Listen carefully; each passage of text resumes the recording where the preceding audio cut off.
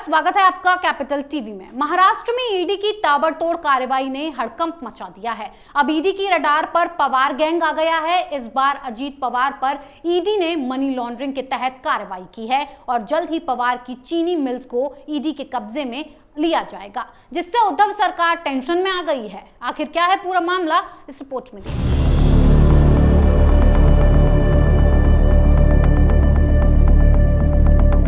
NCP के सर्वे सर्वा शरद पवार के भतीजे और महाराष्ट्र के उप मुख्यमंत्री अजीत पवार की मुश्किलें बढ़ती जा रही हैं। पवार ईडी की रडार पर चल रहे हैं। बीते दिनों शरद पवार के रिश्तेदारों के यहाँ केंद्रीय जांच एजेंसी की छापेमारी हुई थी।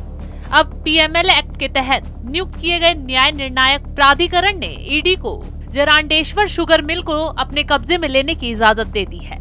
महाराष्ट्र के सतारा में मौजूद इस कारखाने की कीमत 65 करोड़ रुपए है। ये शुगर मिल अजीत पवार से संबंधित है। अब ईडी इस कारखाने पर जल्द कब्जा कर सकती है। बता दें कि इस शुगर मिल को ईडी ने बीते साल जुलाई के महीने में सील किया था। ईडी सूत्रों के मुताबिक जैसे ही उन्हें इस आदेश की कॉपी प्राप्त होगी, वो इस शुगर मिल पर कब्जे की प्रक्रिया को शुरू कर देंगे। मामले में प्रभावित पक्ष संपत्ति की बहाली के लिए विशेष पीएमएलए अदालत के समक्ष एक आवेदन भी दायर कर सकते हैं। इस मामले में प्रभावित पक्ष वो किसान हैं जो चीनी मिल के सदस्य थे और महाराष्ट्र राज्य सहकारी बैंक, जिन्हें एक दशक पहले नीलामी के माध्यम से बीमार चीनी मिल की धोखाधड़ी से बिक्री के कारण नुकसान हुआ।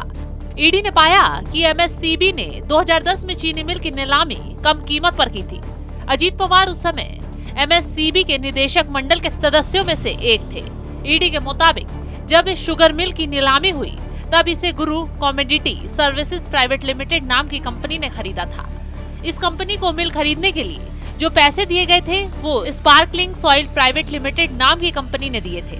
यह कंपनी अजीत पवार और उनकी पत्नी से संबंधित है।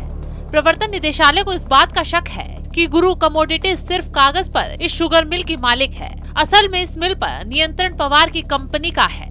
मिल को खरीदने के बाद गुरु कमोडिटी ने इसे लीज पर दूसरी फर्म को दे दिया था, जो पवार फैमिली के नियंत्रण वाली कंपनी है। लीज पर देने के एक महीने बाद Pune industrial central cooperative bank ने इस मिल को 100 करोड़ रुपए का लोन दे दिया। इसके बाद आगामी कुछ सालों में बैंक ने मिल को तकरीबन 600 करोड़ रुपए का लोन दिया था। ईडी अब एमएससीबी बैंक फ्रॉड मामले को मनी लॉन्ड्रिंग एक्ट के तहत जांच कर रही है।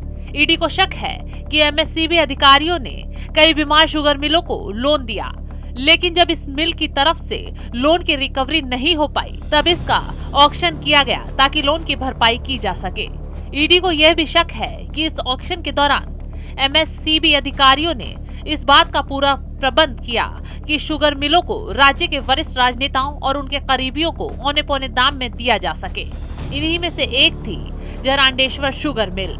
तो अब मनी लॉन्ड्रिंग केस में ईडी अजीत पवार से जुड़ी चीनी मिल को टेक ओवर कर सकती है। सिर्फ अटैचमेंट कॉन्फर्मेशन ऑर्डर का इंतजार किया जा रहा है, यानी कि अजीत पवार बड़ी मुसीबत में फंसने वाले हैं। ईडी ने पाया है कि एमएससीबी ने 2010 में चीनी मिल की नीलामी कम कीमत पर की थी। अजीत पवार उस समय एमएससीबी के निदेशक मंडल के सदस्यों में से एक थे।